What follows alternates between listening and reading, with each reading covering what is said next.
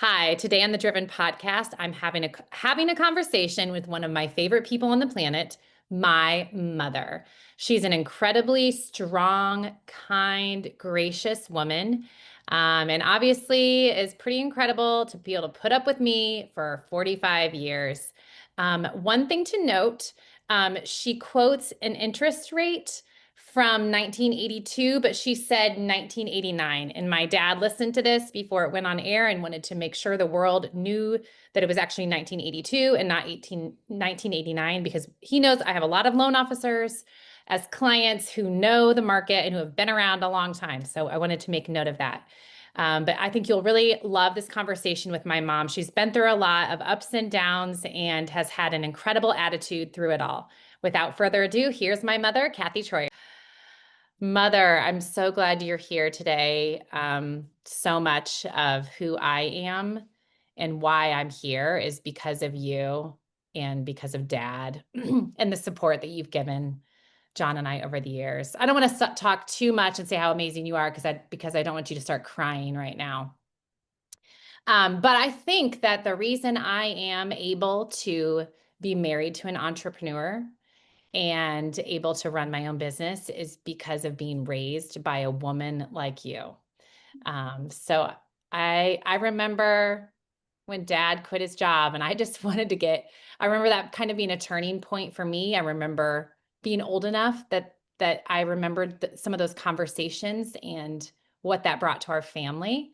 So I was wondering if you could tell me about that day. All right. Thank you so much for having me. And you are a bright spot in my life. And I'm so proud of you, daughter. And Thanks, Mom. thank you for having me. Well, I was a stay-at-home mom with 5 children. The youngest was still a toddler or baby. Mhm. And I had hurt my leg um, playing volleyball with the youth group. Your Okay. dad and I were youth group leaders. And so I remember being at home, my leg hurts. I've got this baby nursing and all this. And I just thought, this is too much. I can't deal with it because your dad was working a full Okay. What was time he job. doing? He was an architect in Fort Wayne and he Okay. worked for a wonderful man. And he gave him a lot of leeway and a lot of freedom to grow. And so your dad had decided that he would start a construction company on the side to Mhm. help support these 5 children that we had. And Right. so he did some various construction projects. Most of the first ones were his own projects. Mhm. And anyway, so he was gone most nights or at late until late at night. And then weekends he would work. On Saturdays, he didn't work many Sundays because that was our church day, which was Right. important to our family. Well, I remember after hurting my leg, I said, something has to change. I can't do this on my own. And so one day your dad came home from work and he said, well, I did it. And I thought, oh, good. He says, I quit. And I said, oh, you gave up the construction job? And he says, no, I quit my job as an architect. I'm going to go out on my own. And I just remember thinking, okay, don't lose your cool. Don't lose your cool. I thought, you gave up the job that gave Mhm. us a paycheck every Friday. It Right. gave us our health insurance. It gave Right. you paid vacations and holidays. You gave that up with 5 mouths to feed. And honestly, I was probably angry, would be the word to say. But Yeah. then deep inside, there was this excitement of, wow, he's doing this. He's going out on his own. And I was really proud of him then after I got over my anger. Well, yeah, because I think when you're in a relationship, you are united and you should make decisions as one. And when one of the partners makes a decision without consulting the other one, that would feel, I could see how you could become angry at Yes. And that. I think he thought, he could make more. There's Right. more opportunities having his own company. But in my mind at the time, I was thinking the secure job, the secure insurance, because I had been raised in a family where my dad, my stepdad worked 8 to 5, Monday through Right. Friday. And so I had never been a part of an entrepreneurial family. And so that was my Right. introduction to that. Oh my gosh, that stresses me out. So, did you guys have savings that there was like, oh, we have a runway, there's like, we have a little bit of cushion to figure this out? No. We were basically living at that time paycheck to paycheck.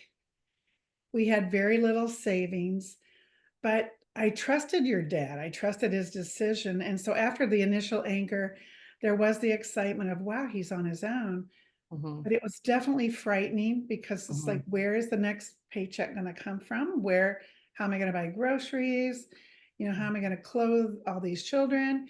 But he is a hard worker Right. and he's a man of his word. And I knew that he could do it. I knew that he Mhm, could do it. And so I just encouraged him and trusted him in his decision. mhm. To look back, it might have been a good idea if he So you guys bought a building. Oh, no, no, no, no. Before dad started the company in our home. that's correct. So remind me, did you guys add on for him to do that? Or was he like in a corner of the house at the time trying to do architecture? Well, before he added on the addition to the house, he was doing part-time work off of our little front porch enclosed area. He had a drafting board. And so at night, sometimes he would draft out his work that he was going to do or his construction projects that he was going to do. And then Okay. we added on to our home. And so he started his own company there in what eventually became our kitchen. Okay. Yep. I remember that. And he had a couple of employees at the time Yep. in the home. And so that was always exciting with toddlers at home and trying to work and trying to keep the house clean and people quiet and all. But he worked there for 2 years. I no, maybe a year and a half. Yeah. It seemed like it was a It short was lived. a short-lived time, yes. Okay. And then he bought a building in downtown Leato, Indiana, And friends, we're talking downtown Laredo, Indiana, a town of 300, no, no, probably less, 650. 650 people. There were more cows and cornfields than humans in this town. There was one blinking light, maybe a bar, a post office, and this old bank that my dad bought. How much did you buy that for? I think it was like $25,000. He bought the big Okay. building. Okay. And then it was so cute. I remember my grandma hand painting the ceiling, these beautiful tiles.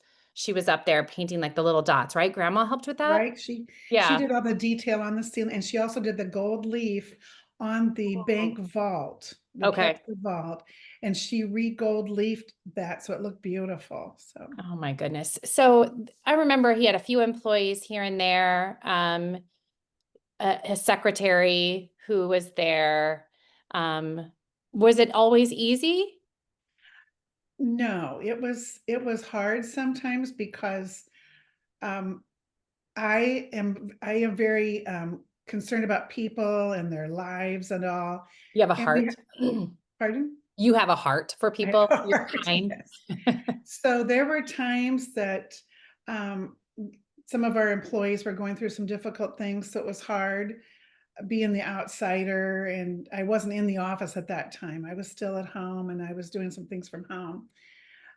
But I loved being able to go to his office and for him to say, "This is his office." And Mhm, one of his secretaries quit. She didn't want to drive to Leato every day because she lived in Fort Wayne, and so she wanted to find something closer to home. So your dad, I feel like, tricked me yeah. into working for him. He said, "Can you just come and work for me a couple hours a week and do my payroll and accounting? It won't take you very long." I said, "Sure." I said, "As long as I can bring Alex with me," because at that time he was 2.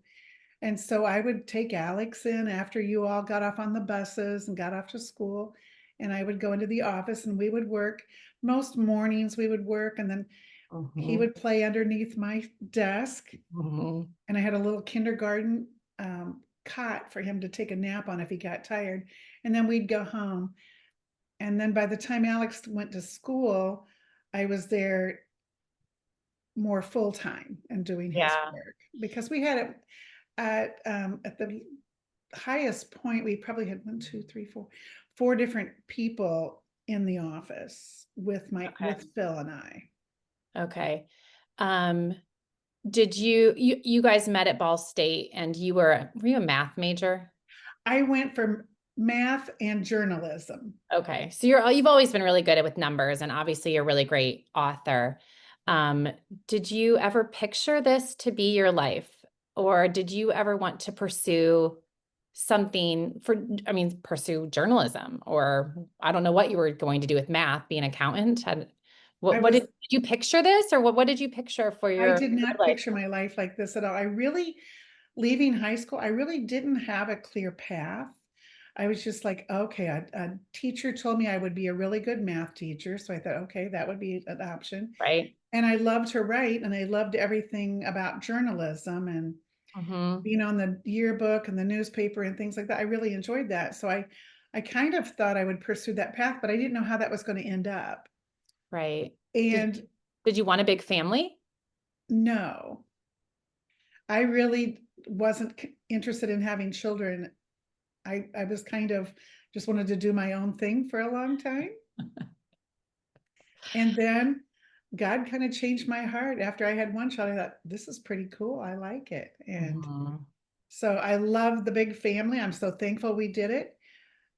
I look back now and I think, how did we do it? How did we manage with all these children and your dad working so many hours Right. and in the construction business, like any business, sometimes your clients don't pay you or don't pay you in a timely manner. Right. And so finances were an issue, Yeah, but cash flow can become an issue when you're an entrepreneur. it And if sure you don't can. have, I think if you come from like a trust fund family where maybe you have some deeper pockets or just more Mhm. reserves, it's not as stressful. But when you are like bootstrapping it and figuring it out on your own, that can be very stressful when you aren't operating out of a position of financial strength. That is exactly right. And not having grown up that way, kind of the entrepreneurial mindset, this was so new to me. I didn't even know what to do. I didn't know what to expect. But like I said, I believe that your dad could do it, and he was a hard worker, and I knew that he Mhm. would make it work somehow. Oh, yeah, and he's done amazing. You both have done amazing. You've been very, very supportive. Um, did you fight a lot about some of the things, or did you just do you remember it being hard to be married to There were ever? times that there were times, and we've joked about that, that I've tried to quit, but he won't let me. And Yeah. but it has worked well for us. I think about we live together, we work together, we play together, we do everything together, and so for that reason, I think it when one of the two of us are gone, it's going to be more difficult for the other one left Right. behind.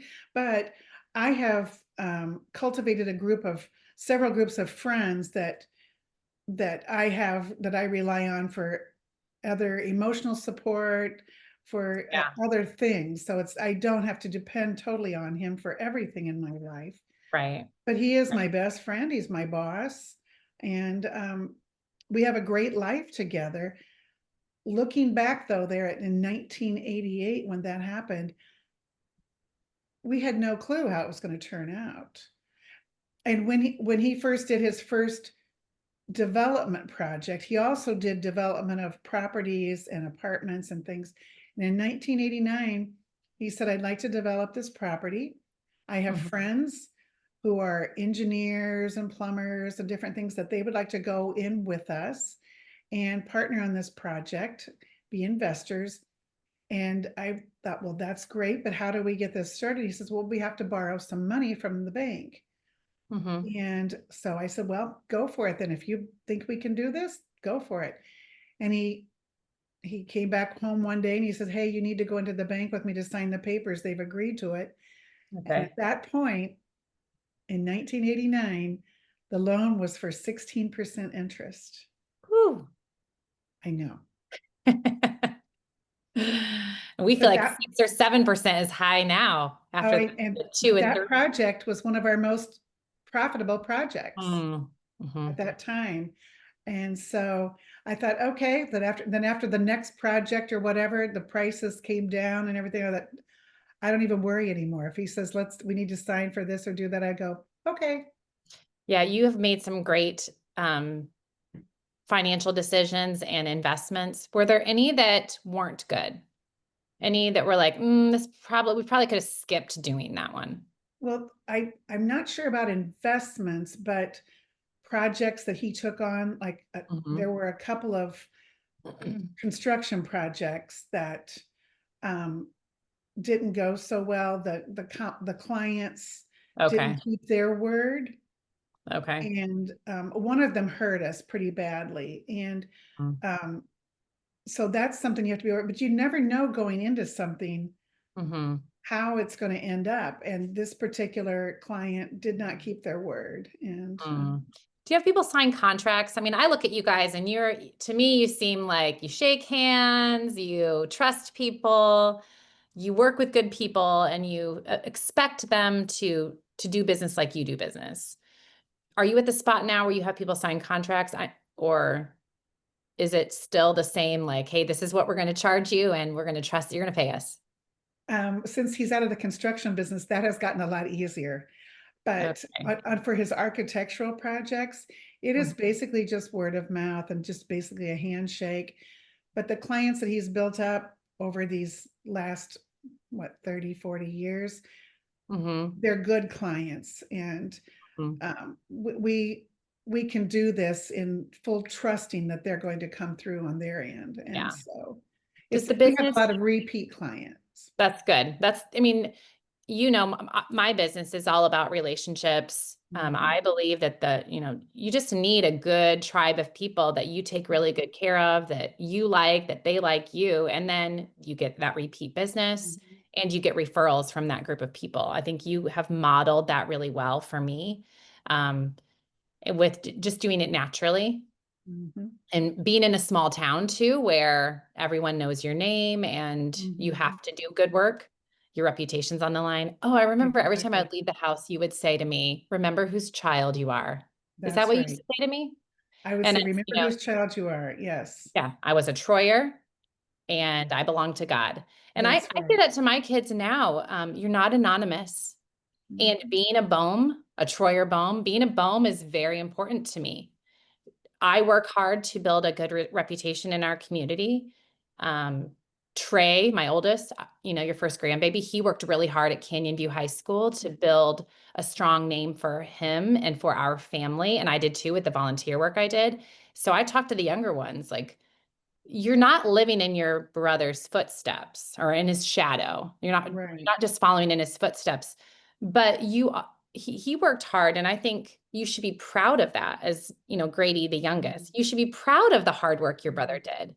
And maybe Right. you're different. Maybe you're a different type of leader on that campus. You don't have to be just like your brother or just like your sister, but Right. you are a leader and you are a bone. And you better That's remember that mhm, you are that. And I told Trey every time he'd walk out in the football field, you walk out there like God sent you there. Like mhm. you have a purpose and you're not anonymous. People know who you are. That's right. That's really good. And I think your name is very important in your business. And so when your name is put on something, Mhm. when his name, his company name is on those blueprints, those drawings that are out, Yeah. that says a lot. And Mhm. over the years, people would call us and say, hey, I have this project, and I was told you're the one for this. You're the one that knows how to do this. And so I've seen that happen in your dad's business. And sometimes I've had to like help smooth some of the rough edges because Mhm. my husband is a very black and white, let's get it done sort of thing. And I have to put in more of the feelings, the schmoozing or whatever, because not everybody handles everything black and white. Mhm. And Which of the siblings do you feel like is most like dad? I would say Matt. Oh, okay. Which of the siblings do you feel like is most like you? You can't say me because that's an obvious choice since I'm the only girl. Which of the boys do you think is most like you? Um, Alex. Funny. I would have said the opposite on that. I would have said Alex is like, I don't know. Well, that's true. Now that I rethink that, can I do with the names You can different? change your answer. Okay. Okay. The most like dad is Alex, and the most like me, Matt. I think so. But I look at each one of my brothers and I see qualities of both, Yes. all of us.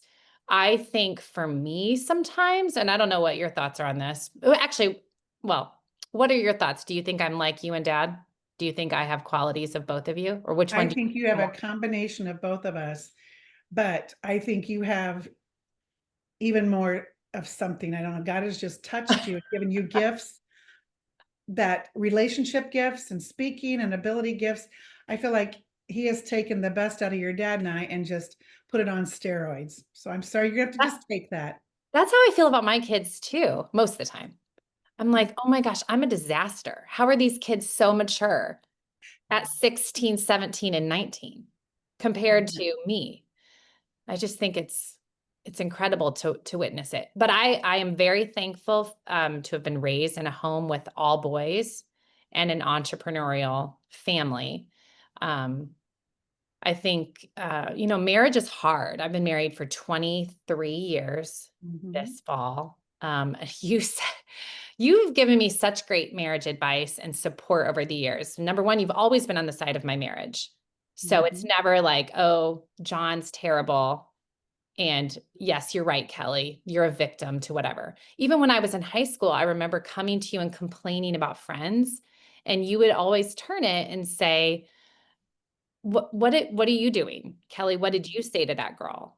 How are Mhm. you treating that girl? And I start to do the same thing with my daughter, and she gets so mad at me. Was I mad at you when you would say that stuff to me? You I get would mad? sometimes, but then you would, I think it would start to sink in because Yeah, life, there's always two stories, you know. right. Yeah, and you can't be the victim. Right. You You just have can, to take the bull by the horns and deal with it. right. Right. So I really appreciated that coming from you, this like, do not be a victim. Mhm. And the only thing that you can control is how you treat people. Mhm. And if there's something off, what are you doing? Kelly, what are you doing about it? How are you trying to fix it? How are you trying to be a better friend? I loved that in high school. And that's something I use with my kids all the time. Mm. And I think your loyalty to dad Mhm. has been a great example to me. And whenever I was mad at John and I'm never mad at him anymore. It's all butterflies and unicorns. But when we were early in marriage, I would be so upset with John about something. And you would tell me, say three nice things about him. And I'd be like, there's nothing. I can't think of one thing. And you would make me say nice things about him. And I Mhm. think that that's such a good practice Mhm. toward relationships. And Exactly. Mhm. even in a situation, I look at my room or my office or my home or my car. Like, am I going to complain about the things that are off or look at, I love my Mhm. beautiful floors. I love my view. Or am I going to complain Mhm. about the dishes in the sink? Mhm. It's just really your perspective Thank you. on It's everything matters. I learned those things the hard knock way, I think. And I do remember once you called me, you were complaining about John. John had done something or said something to you, and I told you, stop. I said, you do not do this to me because you will make up with John, and John will be your best friend, your husband. And I'm going to be mad at John because of what you Right. told me. But I think that's good advice, even in the business world. There are some things you have to pass on to other people as warnings, like this is not a good, but there are some things when people complain, it's like, stop, don't tell me this because you may make up and do business again, and then I don't want to do business with them. So, Right. Totally. I think along those lines too is be careful what you say about someone. mhm. We train our employees. If you need to vent about a situation, you pick up the phone and you call that. Well, first of all, call that person directly if you have an issue. But if Right, it's like, I just need to vent about the situation, about a client or something, I'm like, don't you ever say anything negative, even if it's inner office, because people share right, screens, people accidentally exactly, copy and paste. You and I have personally seen emails get forwarded to someone who it should not get forwarded to. right. Um, I've texted people before, like, I'm talking about not in a negative way, but like, "Hey, mom, Abby is coming over for dinner," or whatever, but I accidentally sent to Abby. And what if I was talking bad about someone? Like, you Yeah, have never write something, text something that you wouldn't want the entire world to see. right. Yes. I just And think you've been so good at helping me learn that, like, character is who you are when no one is watching. Like, right. Yeah. of course, you have your feelings and your things, but you know what? Maybe get a journal and sort Mhm, through that. But mhm. when you come out to the world, like, be totally okay with anyone else seeing your, like, if you're gonna type it out, you gotta be okay with anyone Right. seeing it. And in the business world, I mean, it can ripple the effect of your attitude, your response, and even like your relationship as business partners. Mm, You may duke things out in private about the business or whatever, but you have to present a united front when you're in right, public. right. And marriage is hard, and being married, business partners while married is hard. Yeah, But yeah. do your fighting in private. Yes. Work out No. your issues, and I think being honest and just upfront. I've always been one that if I don't like something that's happening, I'll usually say something to your dad, but maybe I don't think you handled this the way I would have handled this. What do you think? We'll talk about it or whatever. But Mm, and he has the freedom to say those things to me too. yeah, you're a better person than me. No, I'm not. I'm not. Yes, you are. You only see the good things. Uh, well, I think as you get older too, you let things go, don't you think? Like, you kind Because of sometimes things aren't as important, and you kind of realize what is important. The most important thing are relationships with people. mm, Relationships with people, with God, with your family, with your neighbors. right. Um, And those life is matter. really short. It It's is. a short run that we have. Right. I'm 45 right now, I think. Yes, I'm 45 right now, which And makes I'm you 71. 71. Do you If you were to go back, would you tell your 45-year-old self anything? I mean, I think that, is there, yeah, would you tell your 45-year-old self anything I that think I would, you could share here? yeah. I think I would have told myself, don't be so fearful of the future. Don't be so fearful of failing. Don't be so fearful if you go bankrupt, which we never did. But I remember being fearful many times of how are we going to provide? Um, and I saw we were provided for it because I am a woman of faith. God provided for us, and we've never done without. Even in the times when our business was like bare bones or whatever, we still, I think, had a good life. Even Oh, totally. Well, I think we qualified for free lunch multiple years, correct? And my that's right. dad would say, there's no such thing as a free lunch. He would not accept it. He would never let us do it. And you would always say to us, we are rich in the Lord. And I think outsiders would look at our family and think we had a really rich life. You put a ton of emphasis on fun Mhm, and connection, and grandma, dad's mom, made such an effort to build our family community, and mhm, she put a huge emphasis on fun. I think both of you had some similar, like, experiences with God, and mhm. coming into marrying into a lovely family. I think you both, like, had a little bit of a journey of a harder upbringing, Right. Mhm, and decided you wanted something special for your family. mhm. That is correct, and I can honestly say that I think our life has been really, really exciting because of the path that we took with your dad going out on his own for his own business and everything. I don't know what life would have looked like if he hadn't have done that, but it has made our life very exciting, Yeah. and exciting sometimes in good ways and exciting sometimes in not so good ways, but it's made up for a very exciting life to not be fearful and to go for it. Mhm. You feel this desire in your heart to do something, do it. Yeah, You know? it's true. Just do it. I think there's a famous Just do I it. think there's a shoe company that might have that same motto. Yeah, maybe I should talk to him. Well, Mom, thanks so much for being here and having this conversation today. I love you. I'm proud of you and really thankful for the legacy that you have built and you've passed on to me and to my brothers. So, love you lots. Love you too. Thank you, Kelly.